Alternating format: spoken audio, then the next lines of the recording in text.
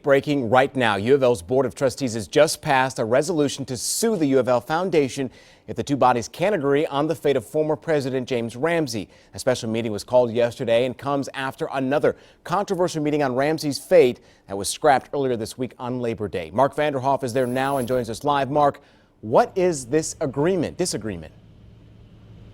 Colin, this disagreement is over the fate of former U of L President James Ramsey's severance package, so to speak, from the U of L Foundation. Now, the U of L Foundation is a body that manages investments and real estates and does fundraising for the University of Louisville. You may recall that Ramsey resigned as president of U of L over the summer. He is still president of the U of L Foundation, and there is some disagreement between the University of Louisville's Board of Trustees and the U of L Foundation over how much to pay Ramsey when he leaves the U of L Foundation. This resolution is about that, how much they're going to pay Ramsey. The U of L board feels like he does not deserve any additional compensation.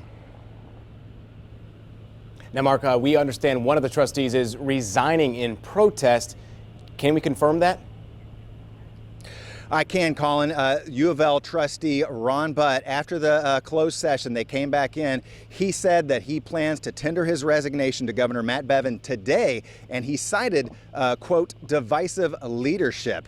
Now, afterwards, he spoke to some reporters, and he went even further. He said that Governor Bevin needs to do everything he can to resolve what he called the dysfunction of this board. You may recall there is also a lawsuit right now over Governor Bevin's reorganization of the Board of Trustees. Today, we saw for lack of a better term, the old board meet. There's another board out there that Governor Matt Bevin formed. Right now, that new board is not meeting because of a judge's order, while this bigger issue of whether Bevin's reorganization was legal is solved in the courts.